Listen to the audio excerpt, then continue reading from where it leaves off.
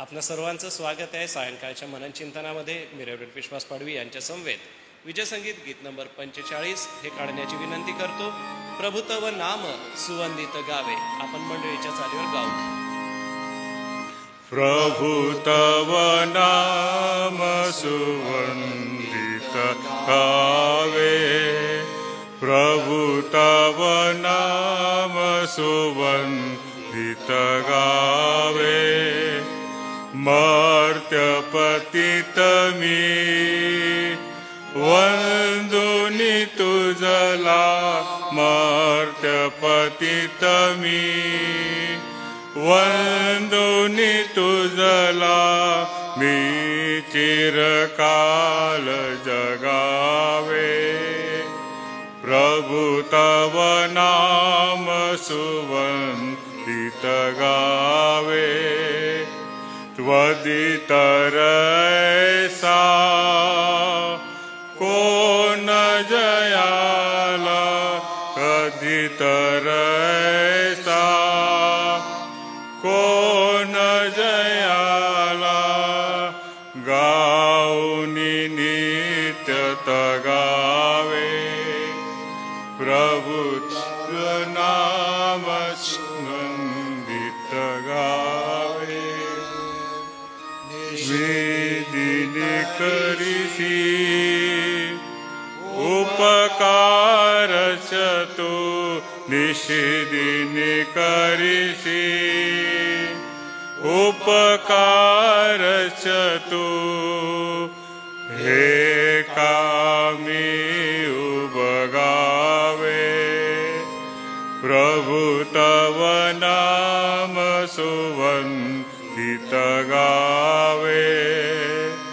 मज ताराया ख्रिस्त दिलासी, मज ताराया ख्रिस्त दिलासी.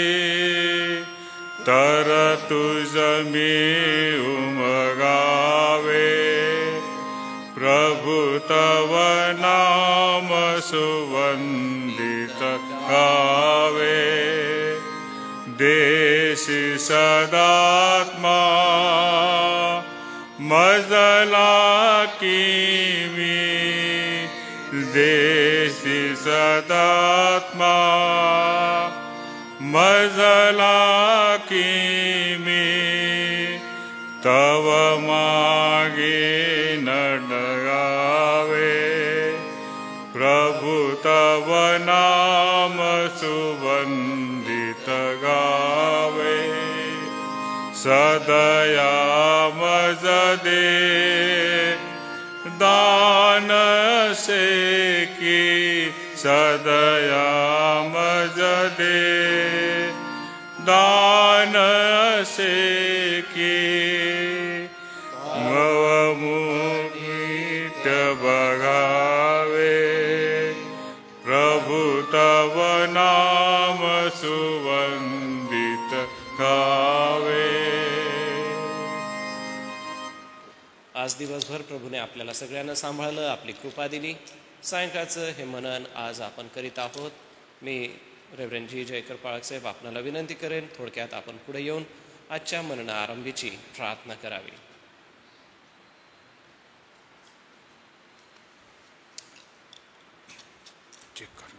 दयाळू दे बापा, आम्ही तुझ्या मनापासून आभार मानतो, तुला मान महिमा गौरव देतो. तुझी स्तुती प्रशंसा करून या सायंकाळच्या चिंतन मनन आराधनेच्या समयी आम्ही तुझ्यासमोर हर्षाने येतो. देवापा, तू खरोखर चांगला आहेस आणि तुझ्या दयेने तू आम्हाला आतापर्यंत आधार दिलास, त्याबद्दल आम्ही तुझ्या मनापासून आभार मानतो. विशेषतः एसे चर्चेस आणि एसे ट्रस्ट या व्यवस्थेला तू या सर्व वर्षांमध्ये ऑनलाईन जाण्यासाठी प्रभू तू सहाय्य केलेलं आहेस, शिकवलं आहेस, तू आम्हाला आधार दिलेला आहेस, त्याबद्दल आम्ही तुझ्या मनापासून आभार मानतो. देवापा, ही सेवा लोकांच्या भल्यासाठी आहे, कल्याणासाठी आहे, परिवर्तनासाठी आहे, आशीर्वादासाठी आहे. त्यामुळे हे तू आपल्या हाती घे आणि तुझा मनोदय प्रत्येक ऐकणाऱ्या बघणाऱ्याच्या जीवनामध्ये सिद्ध व्हावा, पूर्ण व्हावा असं तू कर. आज तुझे दास रेव्हरंड अनुप वळवी जेव्हा तुझ्या वचनाची घोषणा करतील, मनन सादर करतील, ऐकणाऱ्या प्रत्येकाला तू कृपा दे.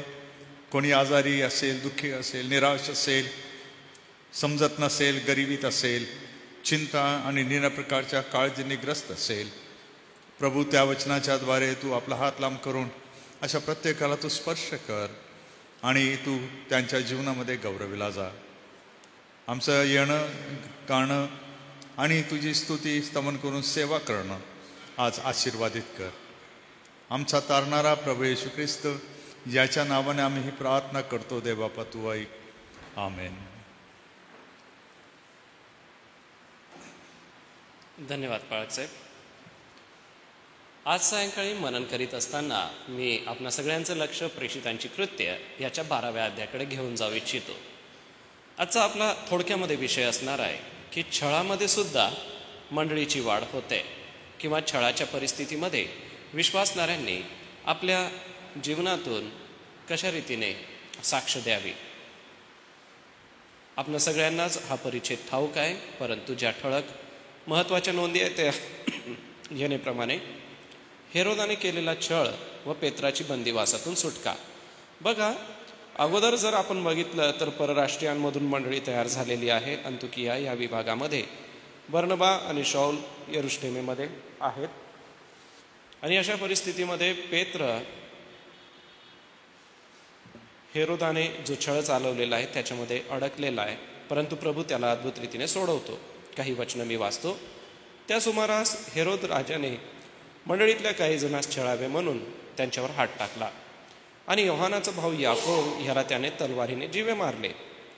जे यहुदी लोकांना आवडले असे पाहून तो पेत्रालाही धरण्यास पुढे सरसावला. ते बेखमीर भाकरीचे दिवस होते. त्याला धरल्यावर त्याने त्याला तुरुंगात ठेवले आणि त्याच्या रखवालीकरिता त्याला शिपायांच्या 4 चौकड्यात स्वाधीन केले. वलांडण सण झाल्यावर त्याला लोकांपुढे बाहेर आणावे असा त्याचा बेत होता. याप्रमाणे पेत्र तुरुंगात पहाऱ्यात होता, परंतु त्याच्याकरिता देवाजवळ मंडळीची प्रार्थना एकाग्रतेने चाललेली होती. येथपर्यंतच मी वाचतो, कारण की काही गोष्टी ज्या आहेत त्या ओघाओघाने आपण पुढे बघणार आहोत. सर्व इतिहास आपल्याला अगदी ह्या 5 वचनामध्येच कळून आला. नव्हे तर 2 वचनं 3रं वचन वाचल्याबरोबर आपल्याला लक्षात आलं की परिस्थिती मंडळीची काय होती. एका बाजूला मंडळीमध्ये वाढ पडते, मंडळी सुवार्ता प्रचार करते, मंडळीच्या द्वारे खूप सुंदर सेवा होते, परंतु दुसऱ्या बाजूला काय घडलेलं आहे. वचन 2 मध्ये योहानाचा भाऊ याकोब ह्याला त्याने तलवारीने जीवे मारले. किती वेळ झाला होता मंडळीची क्षमा करा मंडळीची स्थापना होऊन किती वेळ झाला होता? जास्त काळ गेलेला नव्हता. तर इतका जास्त काळ गेलेला नसताना हुतात्म्यांचं मरण झाल्याचं आम्हाला दिसून येतं. अगोदर आपण स्तेफनाविषयी वाचतो की त्याला धोंडमार झालेली आहे, आणि आता आपण वाचतो की याकोब हा तलवारीने जीवा मारण्यात आलेला आहे. एका बाजूने मंडळीचं फार मोठं चित्र आम्ही बघत असतो की मंडळी वाढते आहे. विश्वासणाऱ्यांची 3000 5000 पुष्कळ लोकांची संख्या मंडळीमध्ये येते. एवढंच नव्हे तर अंतुकियासारख्या भागामध्ये मंडळ्या स्थापन होत आहेत, परंतु हुतात्म्यांचं मरण हे आपण दुर्लक्ष करता कामा नये. त्याच्या मरणाच्या द्वारे हेरोदाला असं वाटलं की आता विश्वासणारे हे थांबून जातील, परंतु मंडळीची वाढ पुढे होतच गेली. का होत गेली? कारण की वचन 5 मध्ये मंडळी एकाग्रतेने प्रार्थना करत राहिली होती.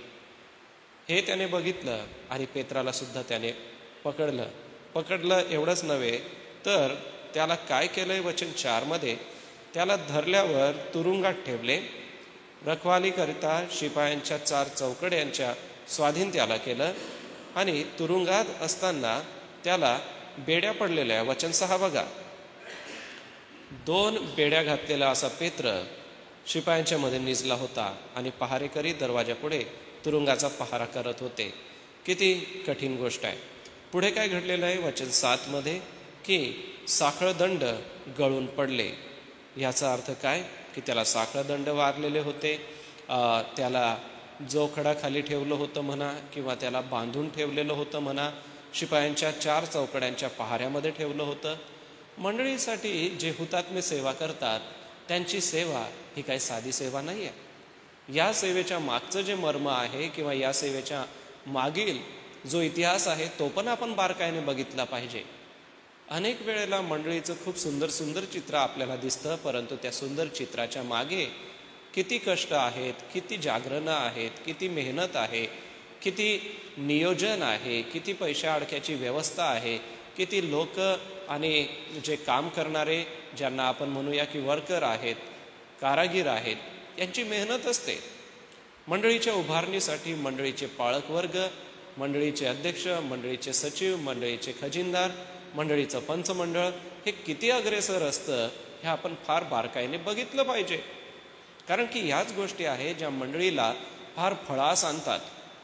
एका बाजूला याकोब मरण पावलाय, दुसऱ्या बाजूला पेत्र तुरुंगात पडलेला आहे.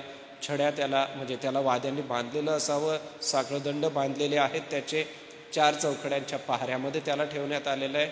मग अशा परिस्थितीत मंडळीची परिस्थिती काय झाली असेल? अशाही परिस्थितीमध्ये मंडळी न डगमगता प्रार्थनेसाठी एकाग्र झालेली वचन 6 मध्ये आम्हाला पाहायला मिळते, वचन 5 मध्ये आम्हाला पाहायला मिळते. एकाग्रतेने त्यांची प्रार्थना चाललेली आहे. वचन 12 मध्ये देखील बघा की लोक एकत्र जमून प्रार्थना करीत होते. ज्या वेळेला आपले पुढारी अडचणीत आहेत त्यावेळेला मंडळीने त्यांच्यासाठी प्रार्थना करावी हा बोध या ठिकाणी आपल्याला दिसून येतो. बघा, प्रभू कृपेने आम्हाला मिळालेले जे चांगले पदाधिकारी वर्ग आहे त्यांच्यासाठी सदैव आपण प्रार्थना करीत राहावी. त्यांच्यासाठी प्रार्थना करणं तुमचं आणि माझं कर्तव्य आहे प्रियजन हो. ते कोणत्या अडचणीत आहेत, कोणत्या समस्येत आहेत ते कदाचित आपल्याला सांगू शकणार नाही, परंतु आपल्या मंडळीचे ज्यांना आपण आपल्या विभागामध्ये आगेवान म्हणतो, ज्या रिजनल लँग्वेजेस इकडे बोलल्या जातात त्याच्यामध्ये आपण आगेवान किंवा मंडळीचे प्रमुख, मंडळीचे वडील असे ज्यांना संबोधतो त्यांच्यासाठी मंडळीने एकाग्रतेने प्रार्थना करणं खूप गरजेचं आहे. मंडळीने आपल्या मंडळीच्या पाळक वर्गांसाठी प्रार्थना करणं खूप गरजेचं आहे. कारण ते कोणत्या समस्येतून, कोणत्या अडचणीतून जात आहेत हे कदाचित ते तुम्हाला सांगणार नाही. कारण की याकोबाचा वध झाला आणि पेत्राला अटक झाली ही गोष्ट लोकांपर्यंत आपोआप पोचली.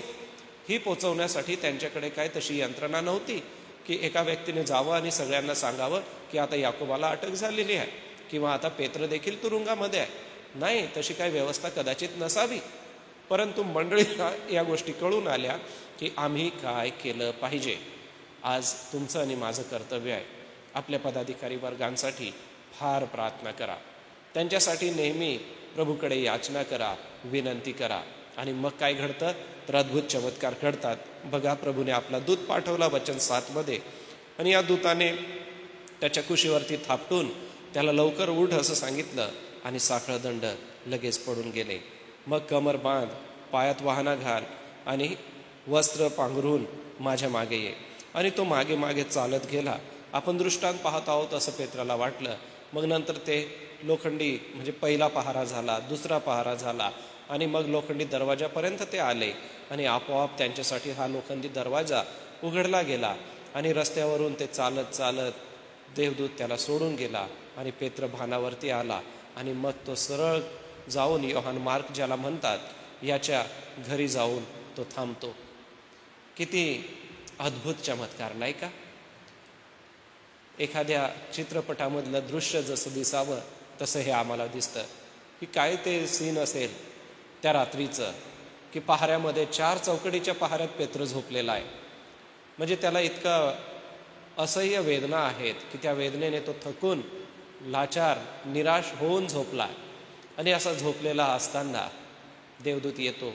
आपोआप साखळदंड पडून जातात. त्याला झगा घालायला किंवा वाहना पायामध्ये घालायला सांगण्यात येतं आणि मग तो निघतो. पहिला पहारा, दुसरा पहारा पूर्ण पार होतो आणि लोखंडी दारसुद्धा उघडलं जातं. तुम्हाला काय वाटतं की रोमच्या काळामध्ये, रोमच्या सत्तेमध्ये त्यांची सुरक्षा व्यवस्था अशी कमकुवत होती का? नाही. रोमची सुरक्षा व्यवस्था जी होती ती भयंकर, किंवा एखाद्या कैद्याला शिक्षा देण्याची जी प्रथा होती ती फार भयंकर. आणि एवढ्या सगळ्या भयंकर कठीण परिस्थितीतून देवाने अलगद पेत्राला बाहेर काढलं. याचा दुसरा अर्थ किंवा दुसरा बोध आपण घेऊया, दुसरा मुद्दा घेऊया की भयंकर परिस्थिती बदलणारा परमेश्वर तुमच्या सोबत आहे. किती अवघड परिस्थिती होती पेत्रासाठी देखील, की कस काय तो बाहेर निघेल. एवढ्या 4 चौकटीच्या पहाऱ्यातून निघणं तर अशक्यच आहे. हा विचार मानवी दृष्टीने बघितला तर बिलकुल अशक्य आहे. तेच महत्त्वाचं आहे की मानवी दृष्टीने ज्या गोष्टी अशक्य आहे, देवाच्या दृष्टीने त्या गोष्टी शक्य आहे. म्हणून देवाच्या दृष्टीने शक्य होणाऱ्या गोष्टी आपण प्रभूला ज्या वेळेला समोर जातो त्यावेळेला हे लक्ष ठेवलं पाहिजे की देवाच्या दृष्टीने ह्या गोष्टी क्षुल्लक आहे. माझा प्रभू ह्यामधून काढावयास समर्थ आहे. हाच विश्वास तुम्ही आणि मी बाळगला पाहिजे. आरंभीच्या मंडळीला किती सुंदर बोध मिळाला, किती सुंदर हा चमत्कार त्यांना पाहायला मिळाला. आणि ज्यांनी आपल्या डोळ्याने हा चमत्कार पाहिला असेल त्यांनी आपल्या पुढच्या पिढ्यांना कितीदा सांगितलं असेल, नाही का. रुदा नावाची ही लहान मुलगी पुढे आम्हाला दिसते. ती येते, कानोसा घेते आणि मध्ये जाते पेत्र आहे. आणि लोक म्हणतात की तू भाव चाळलीस. त्यांना विश्वास नव्हता. कधी कधी प्रार्थना करतो पण अविश्वास बाळगतो, परंतु इतका मोठा चमत्कार घडेल हा त्यांचा विश्वास नव्हता. सांगायचं आणि विचार करायचा तिसरा मुद्दा मी आपणासमोर ठेवू इच्छितो, तो म्हणजे विश्वासाने प्रार्थना करा. त्यांनी जी प्रार्थना पेत्रासाठी काय म्हटलेलं आहे वचन 5 मध्ये, वचन 12 मध्ये, एकाग्रतेने ते प्रार्थना करत आहे, एकत्र प्रार्थना करत आहे. मग देव कशाही रीतीने आमच्या पुढाऱ्याला सोडवून आणेल हा त्यांचा थोडासा अविश्वास दिसून येतो. परंतु परमेश्वर कृपाळू, दयाळू, मंदक्रोध आहे. तो आमच्या अविश्वासाकडे न बघता आमच्यासाठी अद्भुत कृत्य करणार आहे. आज आम्ही कृपेच्या काळामध्ये आहोत म्हणून देवाचे अद्भुत चमत्कार बघण्याची आम्हाला शक्ती आहे. आज ज्या डोळ्यांनी ते बघितलं असेल ह्या रुदा नावाच्या मुलीबरोबर, असं थोडीशी कल्पना करा की ही रुदा नावाची मुलगी मोठी झाल्यानंतर ज्या मंडळांमध्ये सांगत असेल किंवा ज्या परिसरामध्ये सुवार्ता ती सांगत असेल त्या वेळेला कसं ते सांगता येत असेल, नाही का. अगदी मनोरंजक रीतीने ती सांगत असेल, मग मी गेले, मी दाराचा कानोसा घेतला, मी ऐकलं की पेत्र आहे आणि मग मी घरात येऊन सगळ्यांना सांगितलं. पेत्र सगळ्यात पहिले मी पाहिला, मी ऐकलं त्याचं. देवाने त्याला इतकं अद्भुत रीतीने तुरुंगातून बाहेर काढून आणलं की काय सांगू तुम्हाला. किती ती रंगवून मजेदारपणे ह्या गोष्टी लोकांना भविष्यामध्ये सांगत असेल. भविष्यामध्ये तीही मंडळीची एक चांगली सुवार्ती झालीच असणार आहे. एवढंच नव्हे तर त्या घरामध्ये मंडळी एकत्र जमून प्रार्थना करत होती. त्या मंडळीने आपल्या येणाऱ्या पिढीला पण ते सांगितलं असेल की पेत्र कशा रीतीने चमत्कारिक रीतीने सुटून आला आणि तुरुंगाच्या त्या पहाऱ्यातून बाहेर आला. पण आता थोडासा दुसरा विचार असाही करा की त्या शिपायांचं काय झालं असेल. रोमी सरकारने त्या शिपायांना काय शिक्षा दिली असेल. अद्भुत आहे, नाही का. काय घडलं वचन 18, दिवस उगवल्यावर पेत्राचे काय झाले याविषयी शिपायात मोठी खळबळ उडाली. हेरोदाने त्याचा शोध केला असता शोध लागला नाही, म्हणून त्याने पहारेकऱ्यांची चौकशी करून त्यांना ठार मारण्याचा हुकूम सोडला. मग तो यहुद्याहून कैसरियास येऊन राहिला. किती अवघड आहे. जे त्याचा छळ करत होते तेच आता संपून गेले. देव असंच करतो. जे तुमचा छळ करतात, तुम्हाविषयी वाईट लबाडीने बोलतात, त्यांचा न्याय करणं देवाकडे आहे. यांनी जाऊन त्या शिपायांना विरोध करणं किंवा हेरोदाला विरोध करणं लोकांनी, हे कदापि शक्य नव्हतं. परंतु जे घडून आलं ते काय घडून आलं. पहारेकऱ्यांना आज प्रभूने शिक्षा दिली आणि हेरोदाला हे कळून आलं की प्रभू त्यांच्याबरोबर आहे. आणि मग या सर्व गोष्टींचा जो लेखाजोखा होता तो यरुशलेम मंडळीला देण्यात आला. वचन 17, उगे राहा म्हणून त्याने हाताने खुणावले. आपणाला प्रभूने कसे बाहेर काढले हे त्याने त्यांना सविस्तर सांगितले आणि म्हटले की हे याकोबास व बंधुजनास सांगा. नंतर तो दुसऱ्या ठिकाणी निघून गेला. या ठिकाणी असलेला याकोब म्हणजे प्रभू येशू ख्रिस्ताचा भाऊ. वचन 17 मध्ये जो आहे याकोब तो ख्रिस्ताचा भाऊ, जो यहुदिया म्हणजे यरुशलेम मंडळीचा पुढारी होता आणि सर्व सुवार्थिक वर्ग सेवा करून आपल्या सेवेचा लेखाजोखा यरुशलेम मंडळीला देत होते. आणि यरुशलेम मंडळी वेगवेगळ्या ठिकाणी आपल्या सुवार्थिकांना पाठवून सेवा करत होती. हे 11व्या अध्यायाच्या 19व्या वचनापासून पुढे वाचायला मिळतं. प्रियजन हो, प्रसंग छोटासा आहे परंतु फार बोलका आहे. घटना छोटीशी आहे, वाचून भरभर आपण निघून जातो. पण कधीतरी त्याच्या मागे विचार करा की देव आपल्या मंडळीच्या पुढाऱ्यांचं रक्षण करतो. देव बंधनं तोडतो. देव आपल्या मंडळीच्या प्रार्थना ऐकतो. देव आपल्यासाठी अद्भुत चमत्कार घडवण्यासाठी तयार असतो. देव आमच्या विश्वासाच्या पलीकडे देण्यासाठी आमच्यासाठी तयार असतो. मग मंडळी म्हणून आपली भूमिका हीच आहे, आपल्या पुढाऱ्यांसाठी प्रार्थना करा, आपल्या मंडळीच्या पालकांसाठी प्रार्थना करा, त्यांच्या सेवा कार्यासाठी सदैव तत्पर असा. छोटंसं हे मनन देवबाप आपणा सगळ्यांसाठी आशीर्वादाचं असं करो. प्रभू देवबाप तुम्हा सगळ्यांना त्याची कृपा आणि अनुग्रह देव. ग्रामीण परिसरासाठी आपण आज सायंकाळी पुन्हा एक वार प्रार्थना करूया. ग्रामीण परिसरामध्ये ज्या ज्या गृहमंडळ्या आपण स्थापित केलेल्या आहेत त्यामध्ये सुवार्ता प्रचाराचं सुंदर कार्य होत आहे. प्रभुदेव बाप हे सुवार्ता प्रचाराचं कार्य आशीर्वादाचं करो व जे नव्याने विश्वासात आलेले आहे ते प्रियजन प्रभूला स्वीकारून आपल्या विश्वासानुसार आज आम्ही एक विवाहविधी देखील संपन्न केला. सांगायचं तात्पर्य हे की विश्वासाने ज्या वेळेला आपण सेवा करतो प्रभू सेवेला उत्तर देतो. सोबतच मंडळीतल्या आजारी प्रियजनांची आपण आठवण करूया. जुलियाना अक्का आहेत, उद्या ते नाशिक या ठिकाणी उपचारासाठी जाणार आहेत, तर जुलियाना अक्कासाठी प्रार्थनेत आठवण करू. सोबतच रयता अक्का आहेत, त्यांच्या आरोग्यासाठी प्रार्थना करू. जी औषधं त्यांची चाललेली आहे प्रभू त्यांना आरोग्य देव. विके वळवींना आता बरं आहे, जीजी वसावेंना बरं आहे, चांगलं आरोग्य प्रभूने त्यांना पुरवलेलं आहे. मंडळीत जे वृद्ध माता पिता आहेत त्यांची आपण आठवण करूया. प्रभुदेव बाप त्या सगळ्यांना आरोग्य देव. दुर्गाबाई वळवी यांची आठवण करू, त्यांना थोडंसं बरं नाही आहे. सोबतच मंडळीत अनेकांना सर्दी खोकला ताप ह्या गोष्टी तर आहेच. प्रभुदेव बाप त्यामध्ये त्यांना आरोग्य देव. इयत्ता 12वीचे पेपर सुरू आहेत, देवबाप त्यांना सहाय्य करो. या सप्ताहामध्ये इयत्ता 10वीचे सुद्धा पेपर सुरू होणार आहेत, तर होणाऱ्या पेपरांच्या साठी देखील आपण प्रभूकडे प्रार्थना करूया. आपण प्रार्थना करूया SAMच्या सर्व पदाधिकारी वर्गासाठी, SHच्या द्वारे होत असलेल्या सेवा कार्यासाठी. बाप्तिस्मा वर्ग देखील अतिशय सुंदर रीतीने चालू आहे. काही विद्यार्थी ऑनलाईन प्रशिक्षण घेत आहेत, काही येथे येऊन अध्ययन करीत आहे. प्रभुदेव बाप त्यांचं शिक्षण अध्ययन आशीर्वादाचं करो. मी रेव्हरंड LP वळवी पाळक साहेब तुम्हाला विनंती करणार आहे, आपण शेवटली प्रार्थनेसाठी पुढे येऊन प्रार्थना करावी.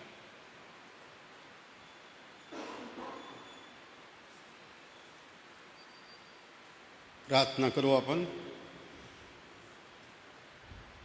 पवित्र सर्वशक्तिमान सर्वसमर्थ आमच्या प्रेमळ पित्या, सायंकाळी आम्ही मनापासून धन्यवाद देतो. तो आपलं पवित्र जिवंत वचन तो आमच्यासमोर पुन्हा एकदा ठेवलेला आहे. तो आपल्या पवित्र वचनाच्या द्वारे तो आम्हाला स्मरण देतो. पुन्हा तुझ्या वचनाची सत्यता आमच्यासमोर ठेवतो.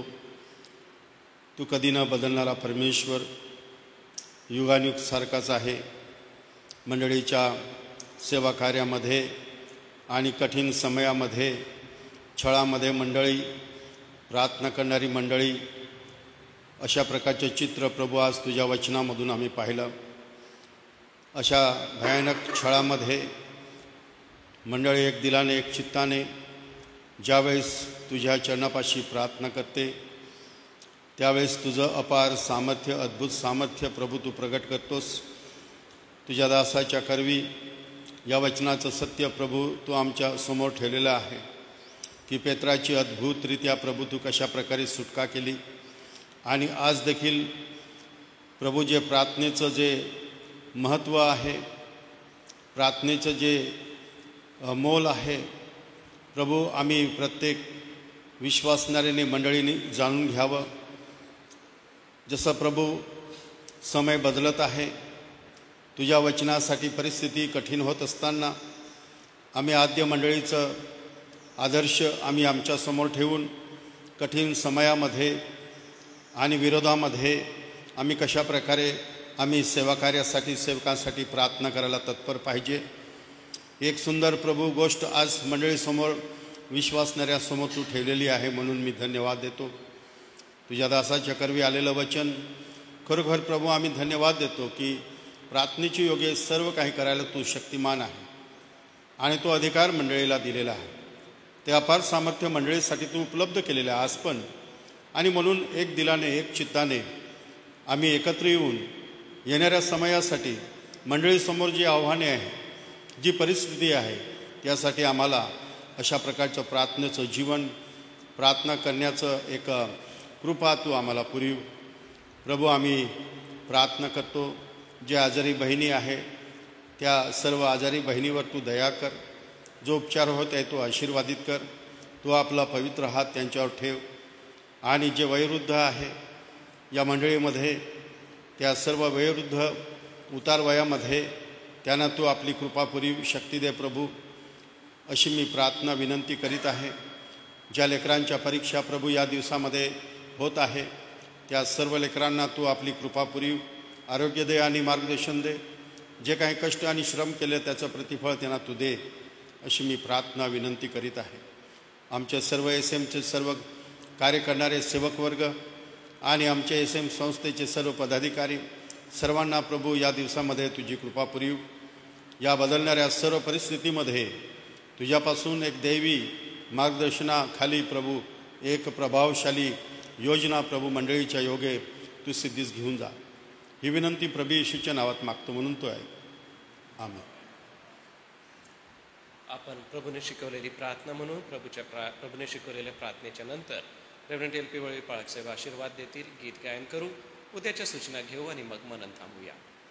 हे आमच्या स्वर्गातील पित्या, तुझे नाव पवित्र मानले जावे, तुझे राज्य येऊ, जसे स्वर्गात तसेच पृथ्वीवरही.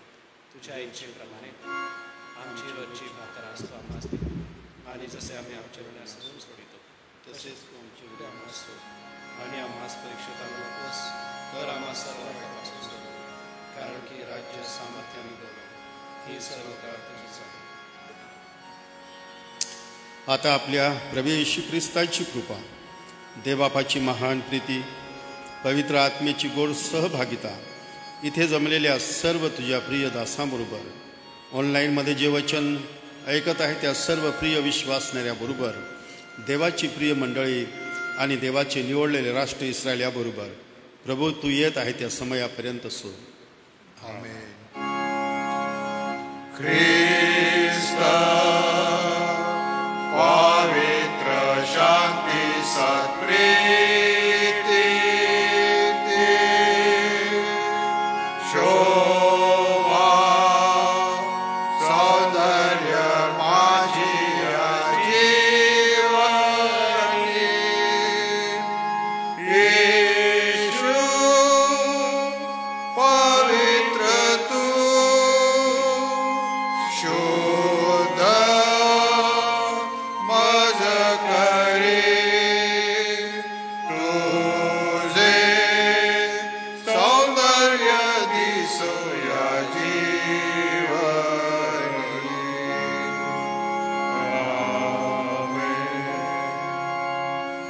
उद्यासाठी सूचना आहे. उद्या मंगळवार, उद्या सायंकाळचं जे मनन आहे ते रेव्हरंड JH पठारे पाळकसाहेब हे घेतील. सायंकाळी 6 वाजता ऑनलाईन मनन असेल. सर्वांना सलाम.